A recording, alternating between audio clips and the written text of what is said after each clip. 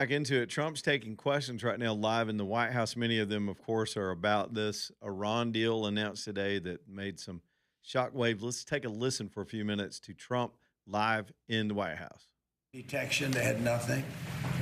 And so we could tell them exactly what there wasn't a thing they could have done about it. And we won this war militarily very early on. The only thing we didn't win was the fake news was, no matter if they could have raised the white flag of surrender and the fake news would say, oh, they did wonderfully. They didn't do wonderfully.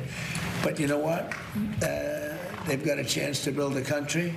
Their country is largely demolished. Again, their Navy is gone, their Air Force is gone, their anti-aircraft is gone.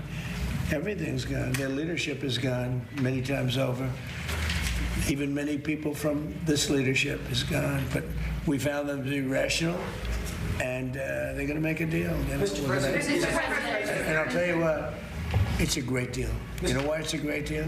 Because they will never have a nuclear weapon. Mr. President, is there a specific amount of time that has to pass between this memorandum of understanding and a final deal being done? Well, we hope it's going to go relatively quickly, but it's... Is there a 60 or 90 I mean, the day straits are deadline? going to open immediately. It's fun signing. Maybe it'll be Saturday or Or is there Monday. a deadline, though, to get from this to a final deal? We think it's going to go pretty quickly. I don't want to say a deadline because if I say a deadline, you'll say, oh, he didn't meet the deadline. This is like, it's not going to matter much because it's going to get signed. And the strait is open. But the straits have been open for a number of months already, and you just didn't know about it. You as reporters weren't able to get it. I just announced yesterday that we brought a lot of ships through, and nobody knew about it. I guess we did a pretty good job, Peter, right? But we brought many, many ships across, and millions, hundreds of millions of barrels of oil were brought across.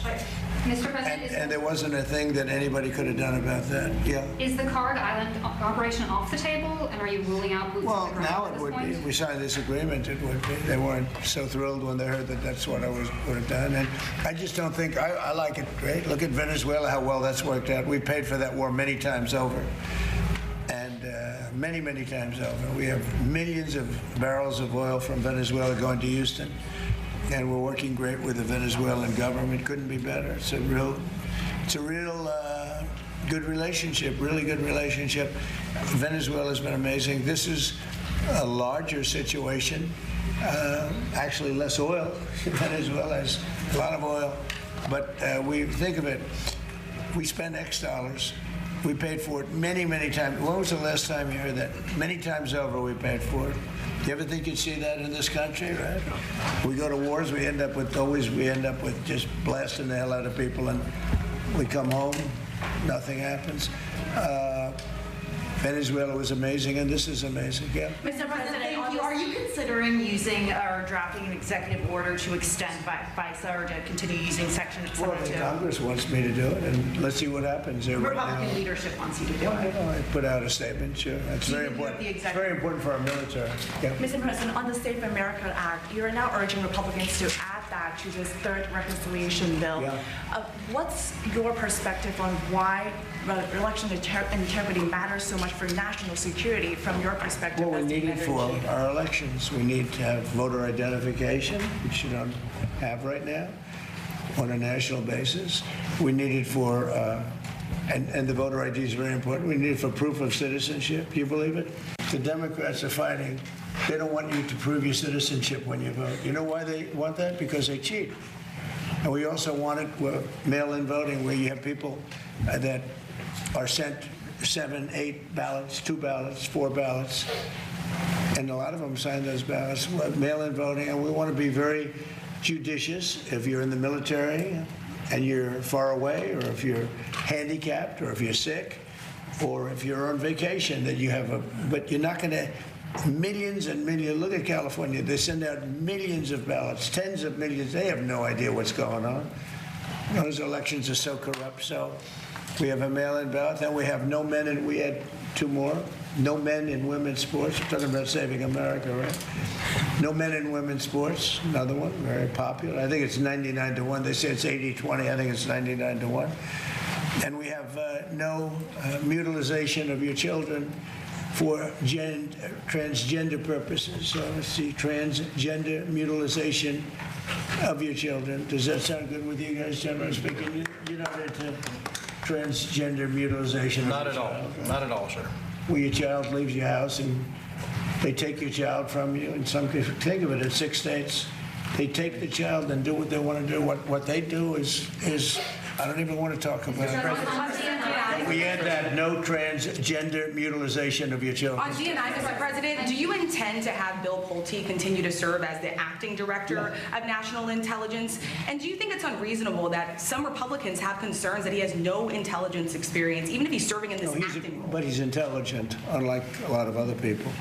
But do you think that's a fair, no intelligence? He's only there for a little while. He's running it for a short while we get a very talented person, Jay Clayton, in. As you know, Jay Clayton's an incredible talent, head of Sullivan and Cromwell.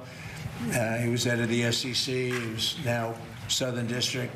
I mean, nobody has better credentials. Do you But want Clayton to Bill will run it for a sure. short while. He's done a fantastic job at Fannie Mae, Freddie Mac.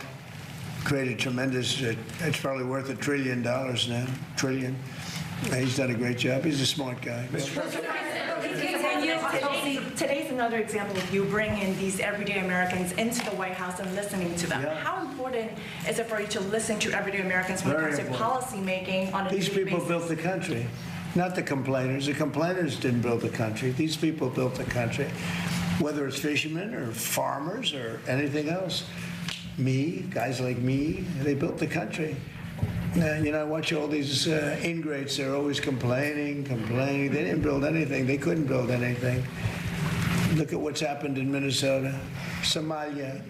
All these people came in from Somalia. They ripped off our system. You have the woman who married her brother. She came in and married her brother. Isn't that wonderful? And then she talks about the Constitution of the United States. She comes from Somalia. They don't have constitutions in Somalia. They don't have police. They don't have, all they have is people that run around shooting each other. And then she comes and tells us how to run our country. I don't like it. These people don't like it. I can tell you. I think I can speak for you. Yeah. She comes in, Ilhan Omar. She comes in. She tells us how to run the United States of America. And she comes from a place without anything, probably among the worst countries in the world. And she says, the Constitution of the United States protects me.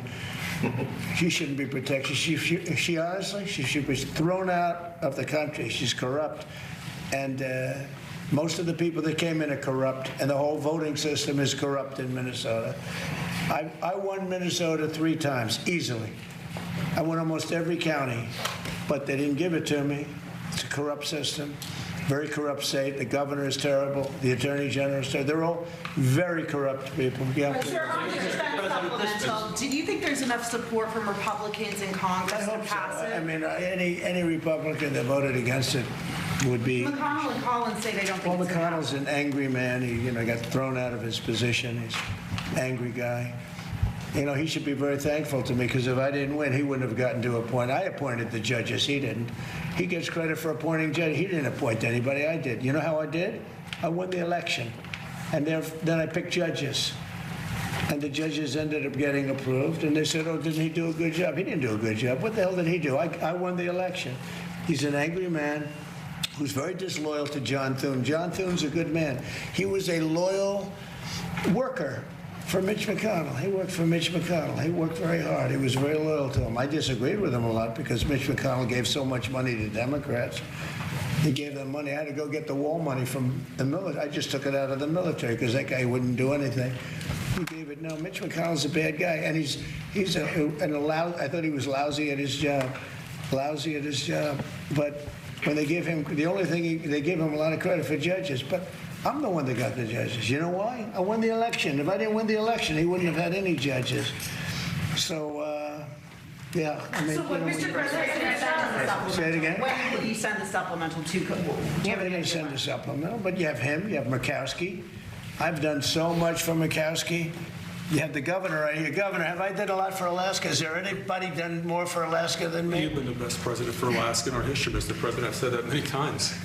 And Murkowski's terrible, terrible to us, terrible to the country. Mr. President. And, I almost feel guilty. I do more, probably done more for Alaska than any other state, not because of her, because it's the right thing to do. She's just an impediment.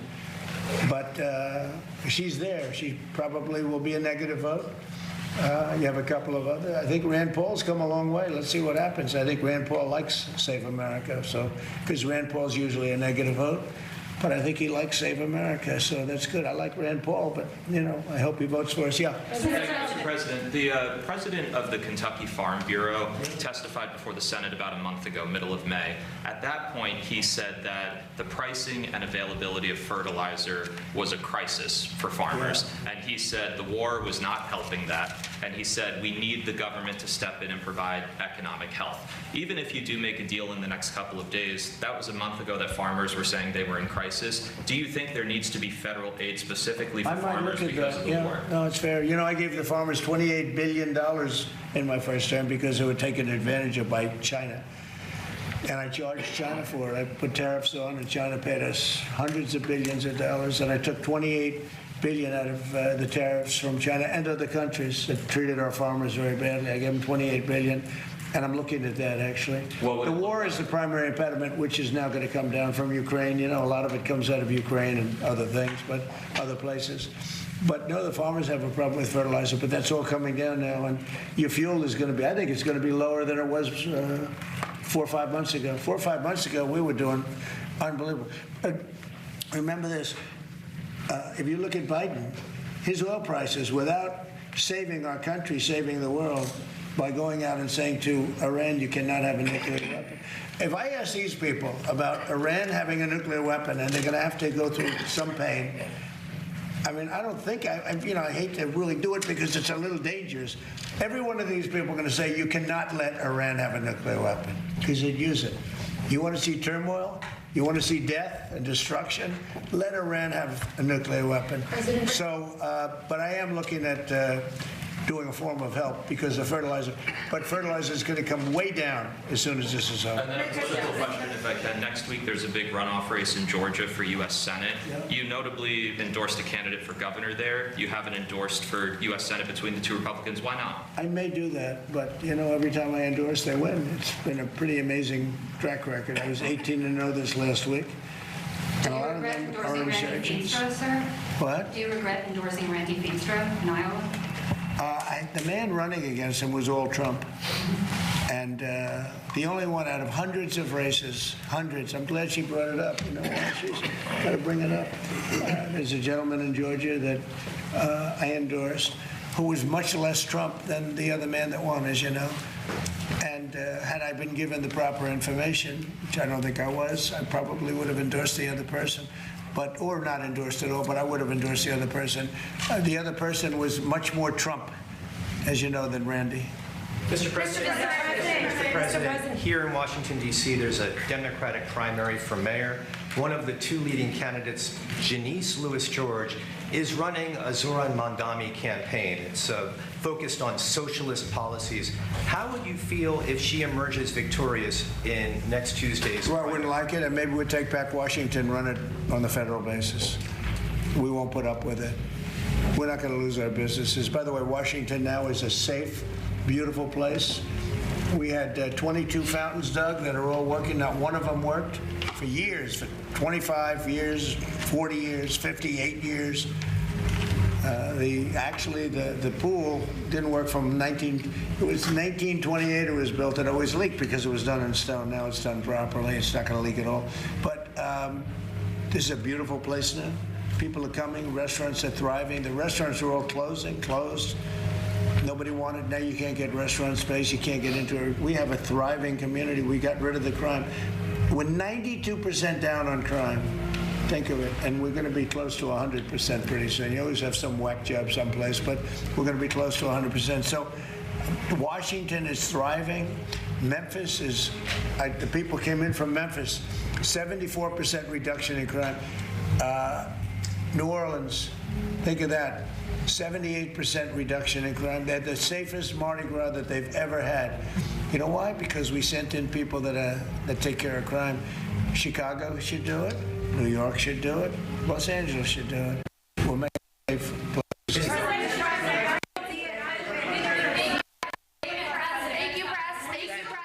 All right. right, so they're kicking them out right on time, AJ. We got a break.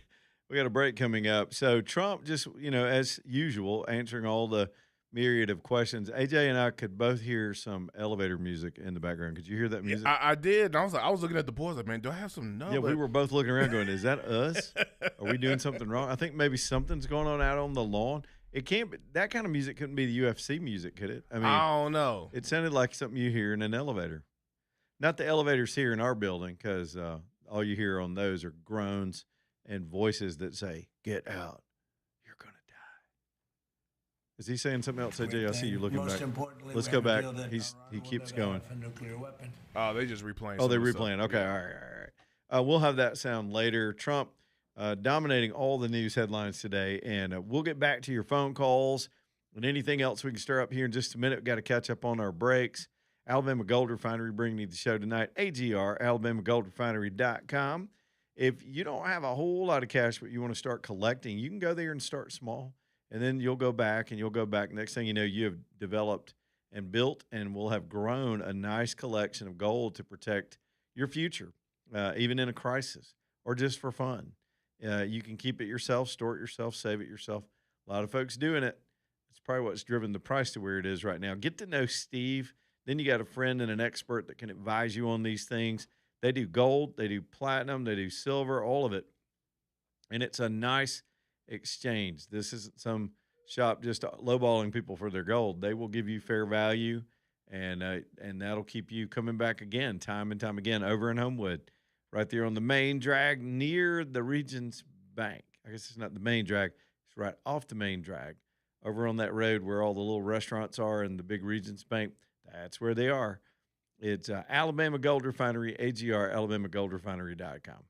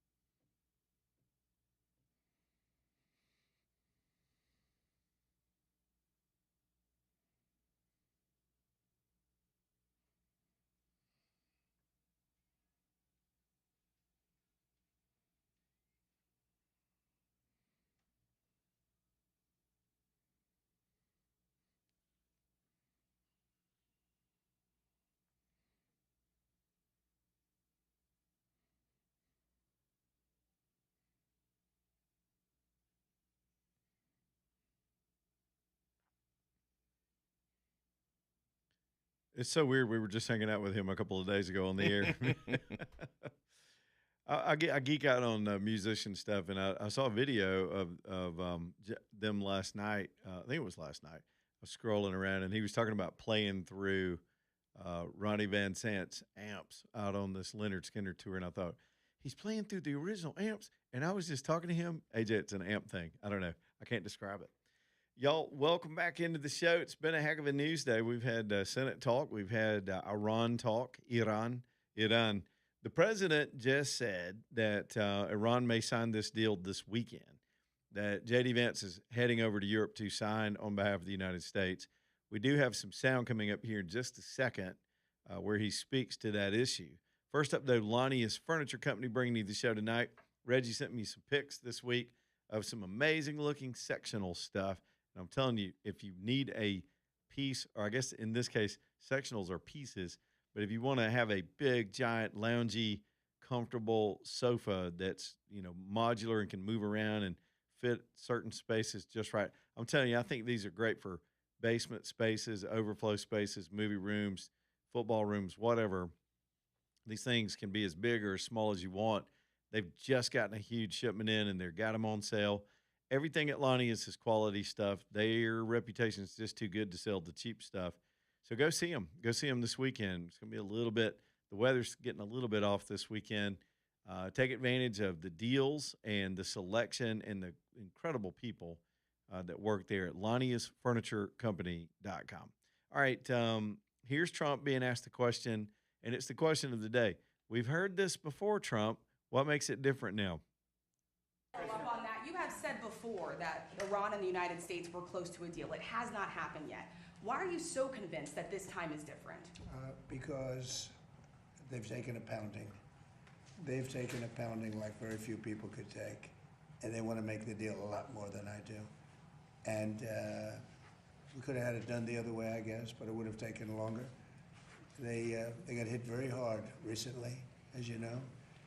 And I don't like to have to do things that way, but I felt it was necessary.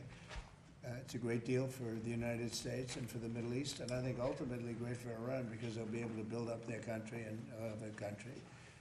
I really believe it's a regime change because I find these people to be much more rational than the people that are no longer with us. We knocked out the first team. Well, it's a little stray audio there at the end.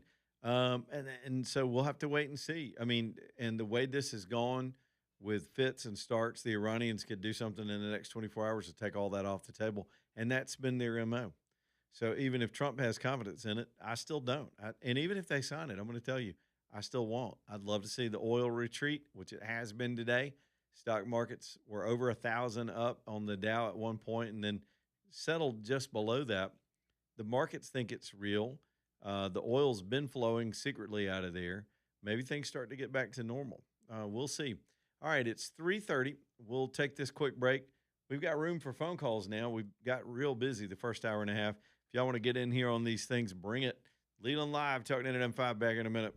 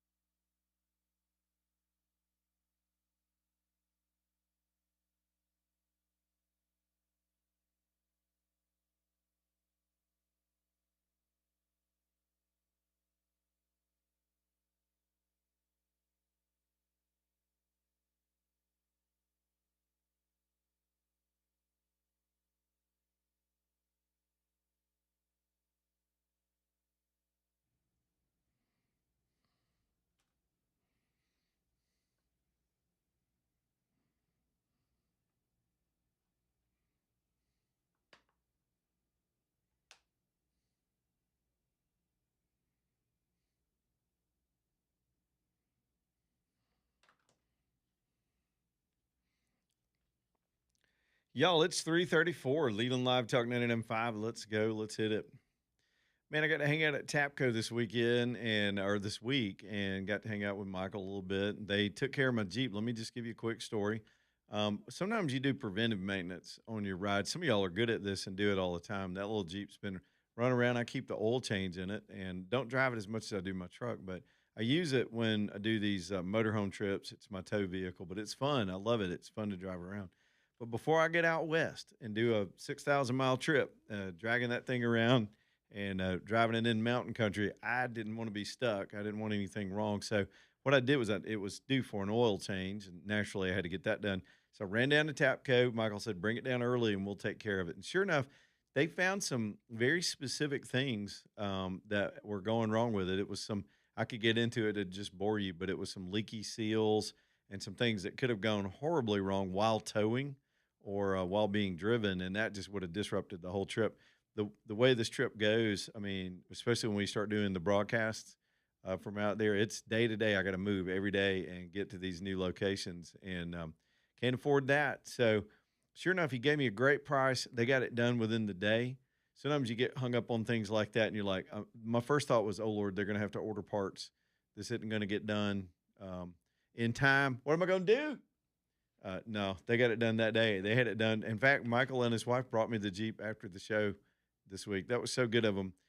That was on Monday. This is a little story of mine to tell you how it works with you. If you've got a car, truck, or SUV that just needs routine maintenance, start taking it down to Tapco, build that relationship. Then when you've got a situation like I have where you just need things checked out, you want the trained eyes to go through it, or maybe you've noticed a light or a weird sound or a weird vibration, something's not right, you can trust them to get to the bottom of it and do it correctly and get it right back to you. That's just how they do business. Totally professional organization, top-notch mechanics and or service technicians. I'm old, so I got to get used to saying it that way. Cars aren't just mechanical anymore. They're high-tech, and they take high-tech equipment to diagnose some of the issues sometimes, especially when they're ghosts in there. In the computer software. You can trust Michael and the group down at Tapco. Tapco is an acronym for Total Automotive Performance Company, but they're taking care of folks with just regular old cars like us. TapcoBham.com down on 6th Avenue, downtown Birmingham. By the way, they do have a courtesy shuttle. Got a whole truck dedicated to shuttling their customers, say, back to work. If you want to drop it off in the morning, then they'll get you squared up. That's a huge relief, just to know you can get back to your vehicle after they're done with it. TapcoBham.com. Man, let's see what else we can get into. I'll go back to the Senate race for a minute because I got bombarded. We're in this stupid zone. Y'all have heard me talk about this before, right before an election, where people will be flailing around and just throwing everything out there. Even in 22 minutes from now, a veterans group, I don't know these guys, on Jared Hudson's behalf, are about to call a news conference in Gardendale. I got a news release on it today. So did all the media here in Birmingham. And they're going to double down on these accusations. They believe Barry Moore has exaggerated his military service.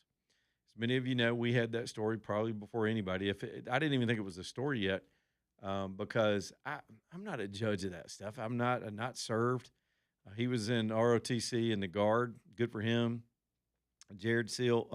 Jared Hudson was a Navy SEAL sniper and an exemplary military career. I don't even think they're trying to compare that.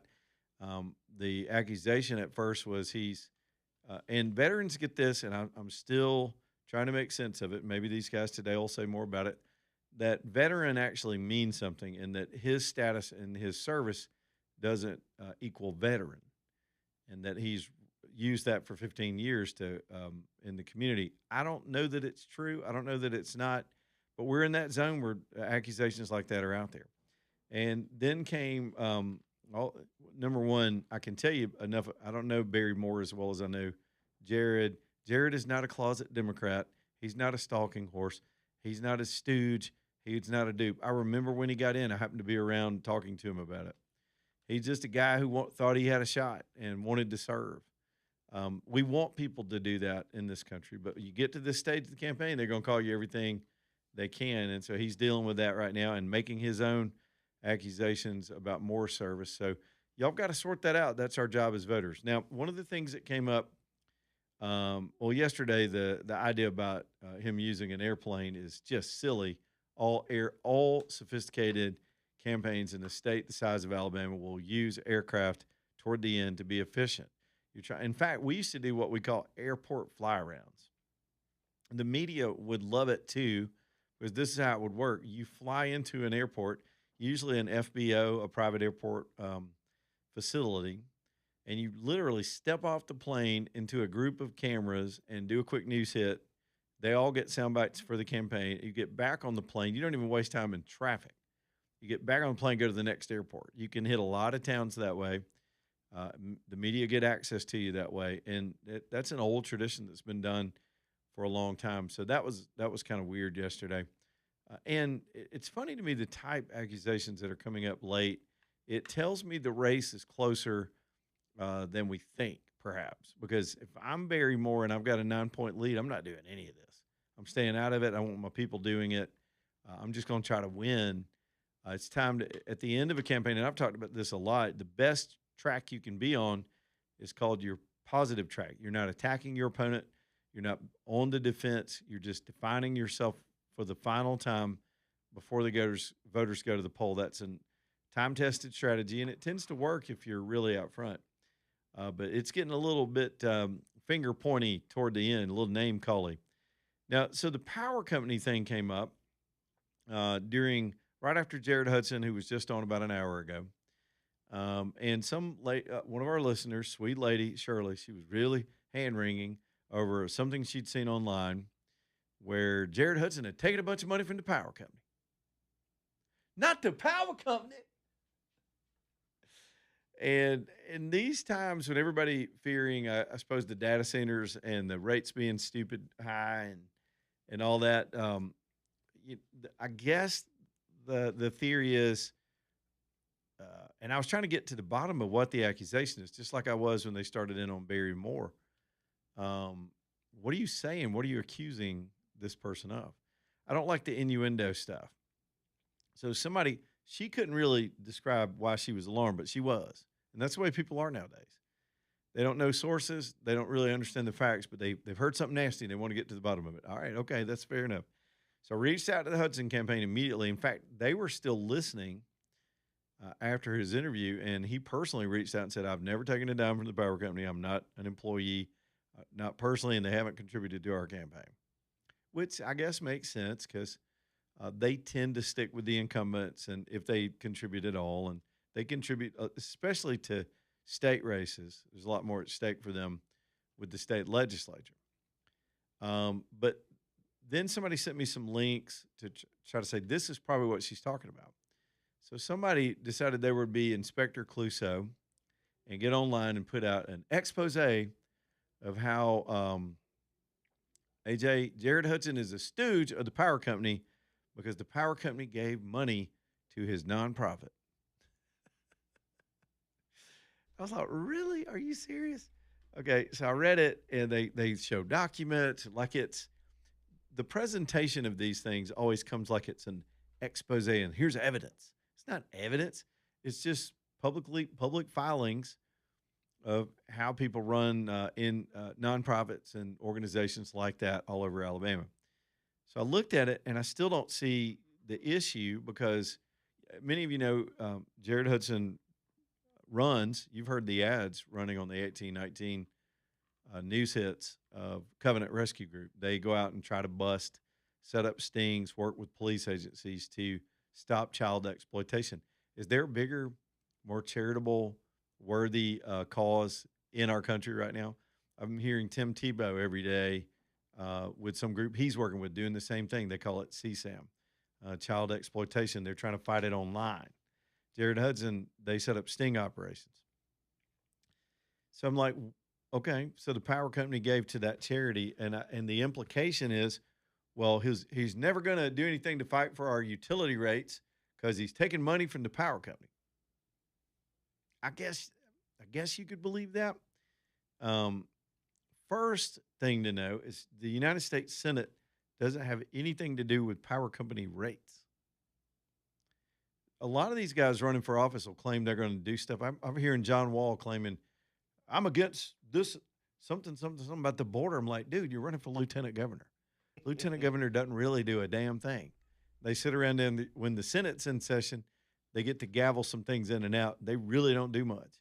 It's the weakest job in the state, next to auditor. They're not going to do anything about these things.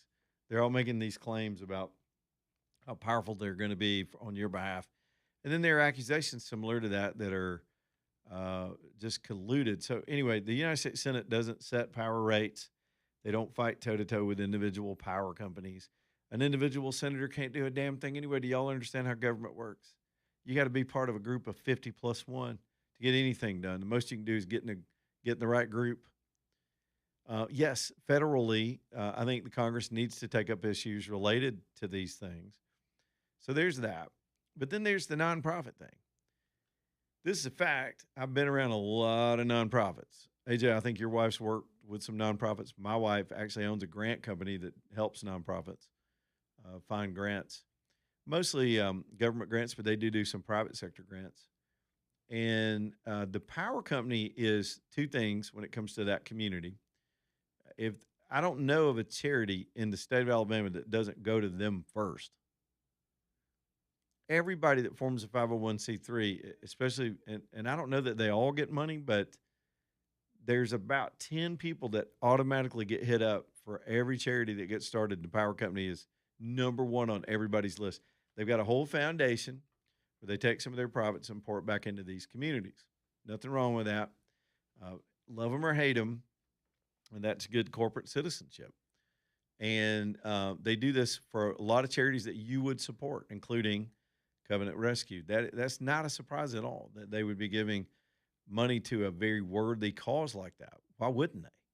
I mean, they give to a lot of charities. Some I may not agree with. I think are a little lefty or weirdo charities, but they spread the money out. So do all the public utilities, the banks, the people associated with those entities, some of their officers, people that have gotten wealthy that want to give back to the community. As resentful as people want to be in times that are lean about wealthy folks, is what the entire left right now is trying to build their appeal on is hating people that have been successful.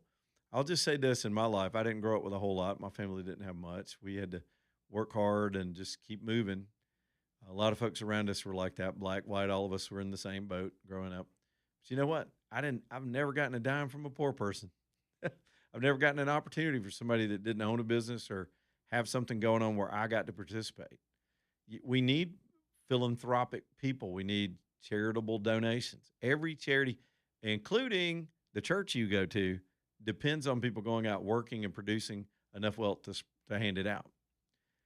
And typically in the nonprofit world, my experience has been when these donations go to nonprofits that are doing real work, not fake nonprofits like the Leering Center in Minneapolis, but a real charity that's out there trying to do right in the community, and they get direct funding from private sources. That's where more stuff gets done than every government charity organization that we've ever concocted.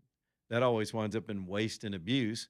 If you don't believe it, go take a look at what's happening. They just busted another dude, these child sex people bringing in folks across the border to exploit children. Ties a lot of the elements of this story together. And then using the NGO structure and the some of the, I guess, Medicaid, Medicare structure to fund their efforts. Not only was the Biden administration letting them in, looking the other way on their exploitation of children, we're helping them with some cash. It's insane. Back to the Hudson story and the nonprofit. You really got to be stretching and losing your mind to think if somebody comes from a nonprofit world, any kind of nonprofit, it's Christian nonprofits. We got homeless organizations. You would have to disqualify every person associated with just about every significant nonprofit in the state of Alabama from ever running for office by that standard. Am I wrong? Anybody want to, by that standard, I bet Jimmy Hale Mission, those are some of the greatest guys ever. They do so much. Firehouse, all the women's shelters. We promote our own veterans group charities. We try to give to them through station activity as well.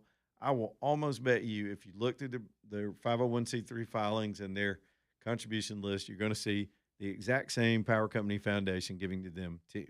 It's what happens.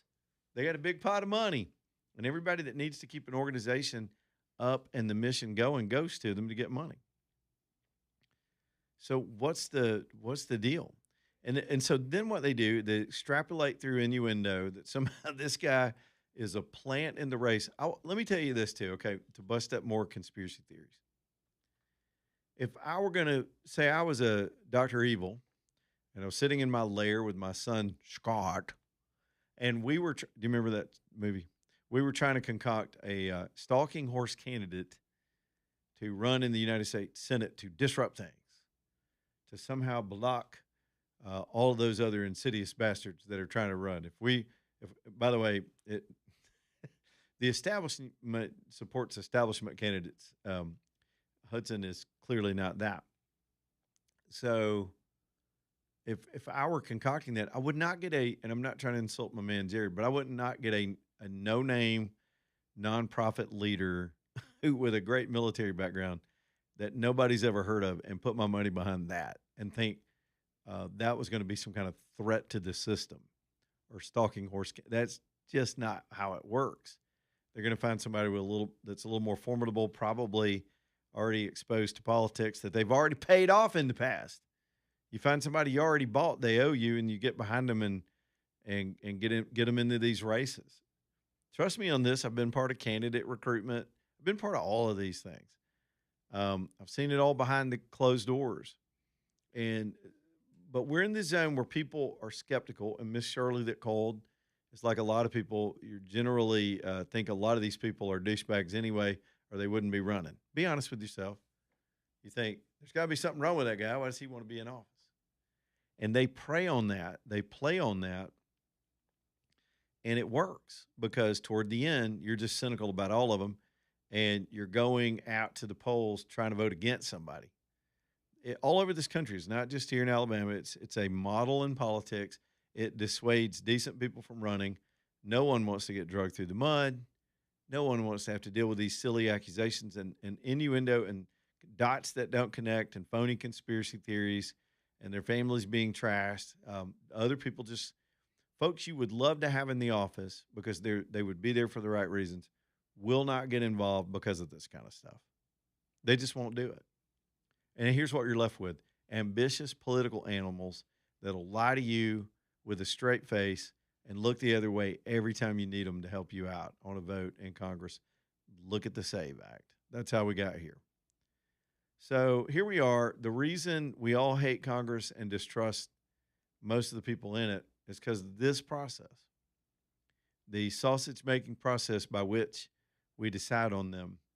And before they get too big for their britches, they should always remember that they're not endowed by God with some great knowledge and anointed to be in these offices. Maybe they believe that about themselves.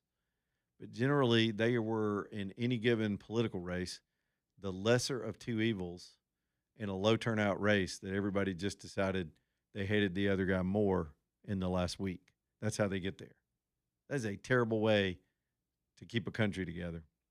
Back in a minute. Y'all stay tuned.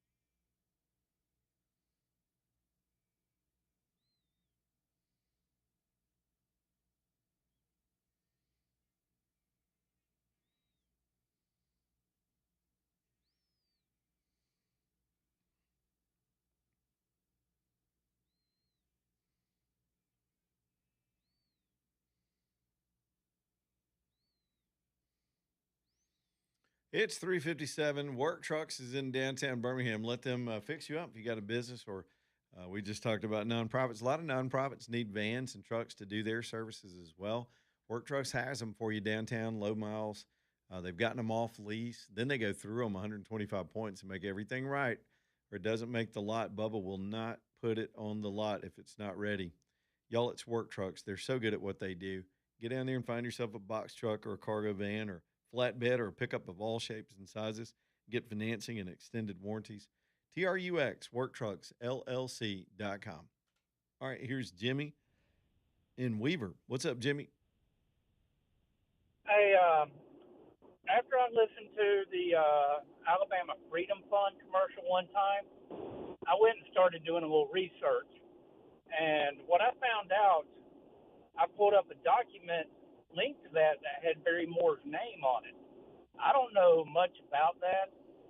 So are these commercials against Jared Hudson coming from Barry Moore? Well, I don't know. I don't really know about this fund. Are they the attack ads against Hudson, the Alabama Freedom Fund? They are linked to the attacks against Jared Hudson. Yeah, I'm going to tell you the law, and then I'll tell you the truth, okay? The law is these are supposed to be what's called independent expenditures, and they are not allowed under tax law to coordinate with the principal campaign. So there'll be a PAC, and money can get diverted over to it, and it has its own officers, and it makes its own decisions, allegedly. The truth is they absolutely all coordinate. They find ways to make sure their messaging is synonymous, and they're used to disguise donations, get around contributions, and to dirty up your opponent without getting your hands dirty so it's not coming directly from you. That's what the PAC system, when you see these ads, that's what that's all about. Well, I'm the type of person, if I see a candidate that I'm going to be honest with you, I just did start voting. I am 54 years old almost, and I have only voted in 2 elections. And well, good for you. I feel ashamed that I haven't voted before, but I've decided to start researching people, and if somebody's slamming another candidate, I'm going to find out who's attached, Jimmy, who's attached to that. let me get a good call. I'll put you on hold in this in case you got more to say. Top of the hour. Back in a minute.